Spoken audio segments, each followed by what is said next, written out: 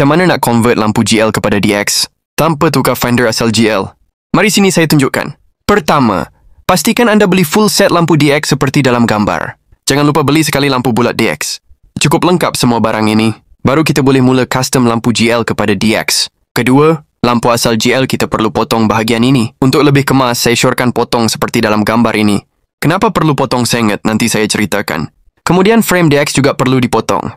Potong semua bahagian dekat lampu signal. Ikut seperti dalam gambar ini. Setelah selesai potong kedua-dua frame lampu ini, baru boleh kita gabungkannya. Nampak tak bahagian ini? Kenapa saya kata perlu potong sengit? Supaya kelihatan lebih kemas.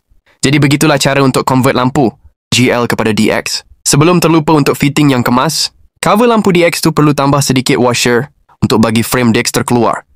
Kalau tidak, nanti akan nampak lampu DX itu terlalu ke dalam. Kan tak kemas kalau ke dalam? Kita nak fitting yang kemas di mana perlu selari corner signal GL dengan frame DX. Baru nampak kemas. Untuk grill DX, hanya perlu potong sedikit sahaja di bahagian kiri dan kanan. Potong agak-agak ngam rapat dengan frame DX sahaja. Okey, jika masih tidak faham, jangan malu untuk bertanya saya. Saya akan cuba menjawabnya.